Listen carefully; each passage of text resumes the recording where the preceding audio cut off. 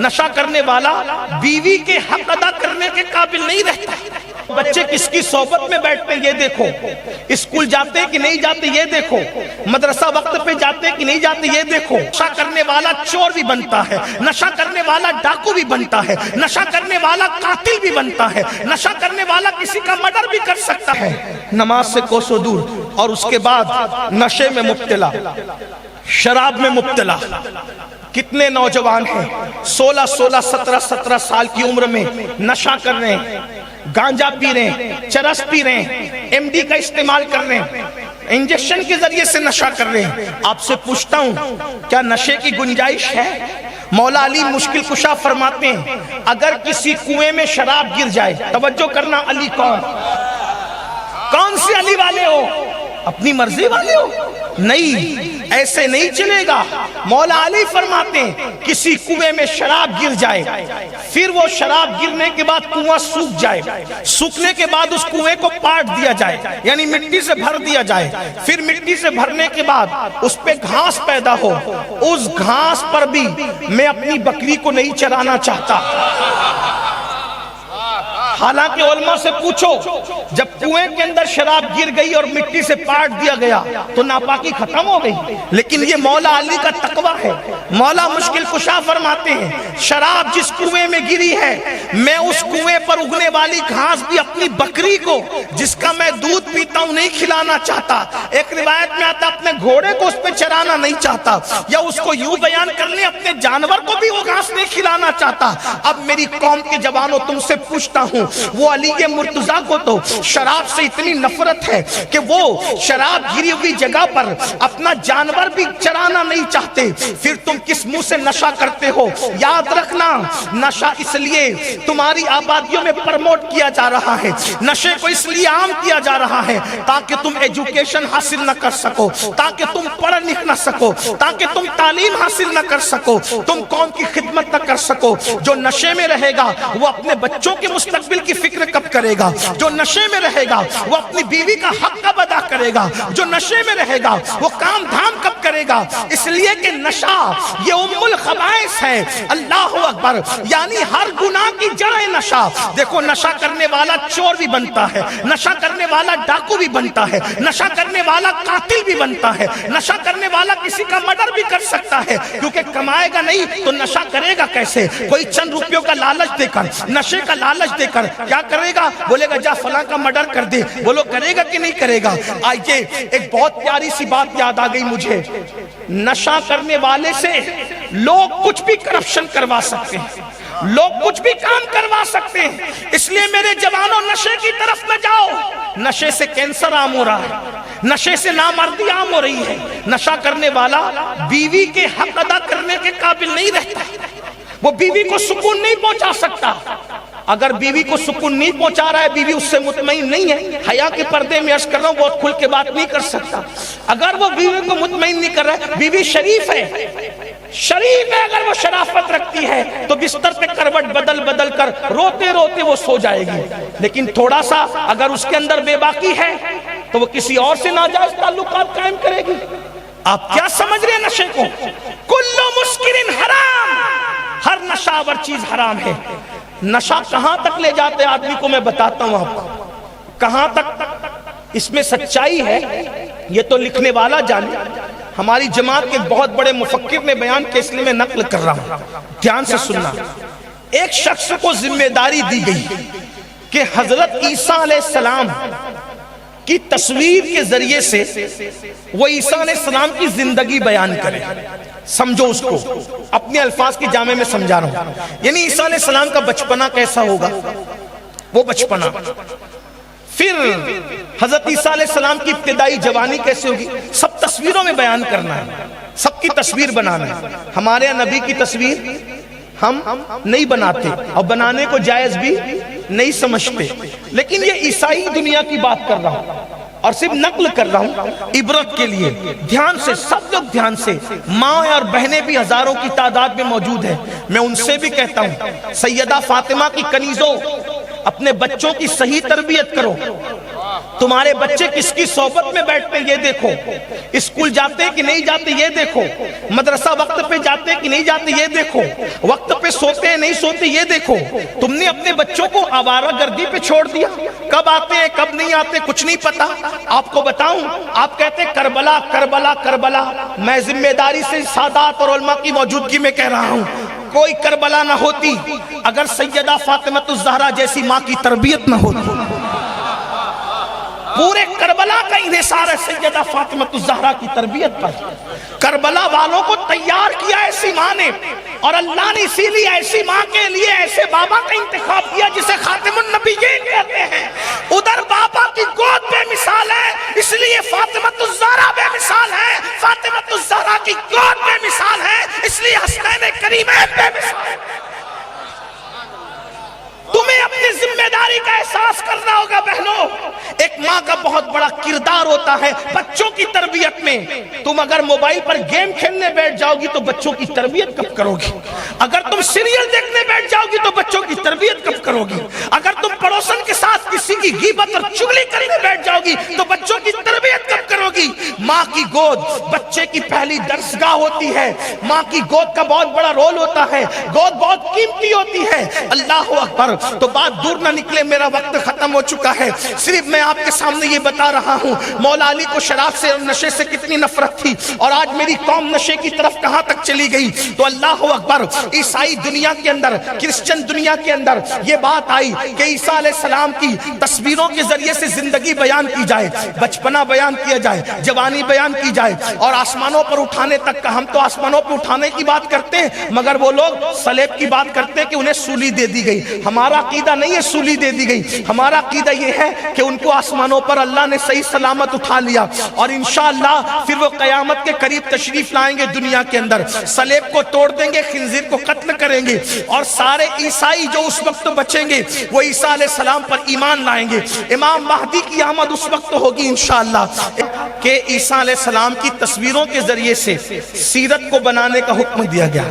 تو وہ جو مصنف تھا، مصور آرٹسٹ جو تھا، اس نے کیا کیا، اس کو ایک پیارا سا خوبصورت سا معصوم چہرے والا بچہ چاہیے تھا۔ دھیان سے سننا، اس کو معصوم چہرے والا، کیونکہ عیسیٰ معصوم تھے، ہے نا، تو اس کو بھی کوئی اور اب معصوم چہرے والا بچہ ملنا نہیں تھا، ممکن نہیں تھا۔ لیکن میں یہاں اب معصوم شرعی معنی میں نہیں کہہ رہا ہوں، لغوی معنی میں کہہ رہا ہوں، لفظی معنی میں، یعنی بے گناہ خوبصورت سا، پیارا سا، کوپل سا، نازک سا، حسین و جمیل سا وہ بچہ ڈھونڈنے لگا، کیونکہ اس کو وہ کیونکہ بھئی جب تک سامنے کوئی ڈمی نہیں ہوگی، سامنے جب تک کہ کوئی ہوگا نہیں تو اس وقت تک کہ وہ بنا تو نہیں سکتا نا، تو اس کو کوئی بچہ چاہیے تھا تاکہ وہ، اور بہت خوبصورت سا چاہیے تھا تاکہ اس کی تصویر بنا کر کے وہ کیا کرے، یہ ثابت کرے کہ عیسیٰ ایسے تھے، تاکہ لوگوں کے دل و دماغ میں ایک بات بھی آئے۔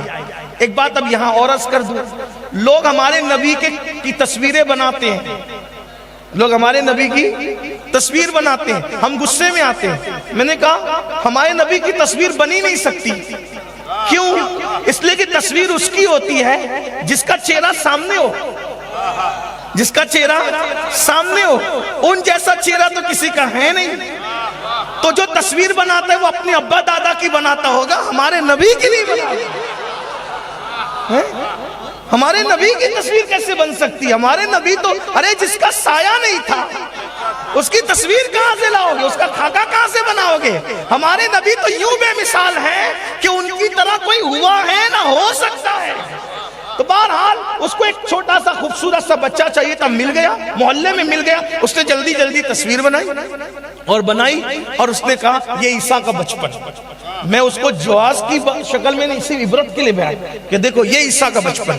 پھر اس نے اور جو بچپنا بیان کیا، لوگ لڑکپن کہتے ہیں، لڑکپن نہیں کہتا میں، لیکن بہرحال بچپنے کے آگے کی منزل بیان کی، پھر جوانی بیان کی۔ اب اس میں ایک کردار اور بیان کرنا تھا، توجہ، ایک کردار اور بیان کرنا تھا۔ عیسیٰ علیہ السلام کو جب صلیب پر ان کے عقیدے کے مطابق عیسائیوں کے لے جایا گیا تو کس وجہ سے لے جایا گیا؟ ان کا ایک ماننے والا تھا، امتی، ان کا ایک ماننے والا، اس نے مخبری کر دی، عیسیٰ علیہ السلام کے خلاف ان کے ماننے والے نے مخبری کر دی، تو اس کی وجہ سے ان کے عقیدے میں عیسیٰ علیہ السلام کو پھانسی ہو گئی. ان کا عقیدہ ہمارا عقیدہ نہیں ہے نا، پھانسی ہو گئی. تو اب وہ جو مخبری کرنے والا دہشت گرد تھا نبی کے خلاف، تو اب ایک بھدی صورت والا بھی کوئی چاہیے تھا، ایک بھدی صورت والا جو ایک دم بالکل بھیانک لانتی صورت والا ہو، تاکہ اس کی تصویر بنا کر کے وہ ثابت کرے کہ بھئی یہی آدمی ہے جس نے عیسیٰ علیہ السلام کا امتی ہو کر بھی ان کے خلاف کیا کر دی، مخبری کر دی، اور آپ کو معاذ اللہ قتل گاہ تک پہنچانے میں مدد کی. پھر کہہ رہا ہوں ہمارا عقیدہ یہ نہیں ہے، ہمارا عقیدہ کہ اللہ نے انہیں آسمان پہ اٹھا لیا. اب وہ کیسے ہوا، تھوڑا سا بیچ میں 2 منٹ کا وقت لوں گا. عیسیٰ علیہ السلام کے جس امتی نے، جس حواری نے آپ کے خلاف مخبری کی، تو وجہ یہ ہوئی کہ وہ شرابی تھا. ایسا وہ عیسائی لوگ کہتے ہیں، وہ شرابی تھا، اور وہ شرابی تھا، نشہ کرتا تھا. اس کو یہودیوں نے پکڑ لیا، اور پکڑنے کے بعد اس کو شراب نہیں دی، اور چند دن تک جب شراب نہیں دی تو وہ دیوار میں سر ٹکراتا تھا مجھے نشے کو، کیونکہ جب نشہ کرنے والوں کو نشہ نہیں ملتا وہ پاگل ہوتے ہیں، مجھے نشہ چاہیے نشہ چاہیے نشہ چاہیے.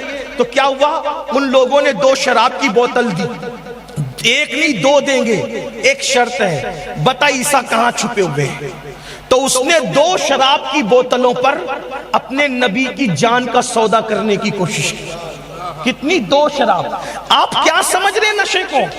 شراب پینے والا اپنی بہن کی آبرو بھی بیچ سکتا ہے. جو نبی کی جان کا سودا کر لے وہ بہن کی آبرو کا سودا نہیں کرے گا، وہ ملک اور ملت کا سودا نہیں کرے گا، وہ قوم کا سودا نہیں کرے گا. اس لیے اگر ہندوستان کی ترقی چاہتے ہو تو ہندوستان کو نشہ مکت کرو، ہندوستان کو نشے سے پاک کرو. ہمارا ملک جب ترقی کرے گا، جب تک اس ملک میں نشیڑی نہیں تھے اس وقت تک یہ ملک سونے کی چڑیا کہلاتا تھا. جب سے اس ملک میں نشہ کے عام کیا جا رہا ہے، صرف لوگ اپنی دولت کی خاطر زہر بیچ رہے ہیں، نشے کی شکل میں نوجوانوں کا حسن لوٹ رہے ہیں، موت کے سوداگر ہیں. میں ان نشہ بیچنے والوں سے کہتا ہوں، گانجا چرس اور شراب کا دھندا کرنے والوں سے کہتا ہوں، کسی کے بچوں کو موت بیچنے والوں، اگر تمہارے بچوں کو کوئی موت بیچے تو تمہارے دل پہ کیا گزرے گی؟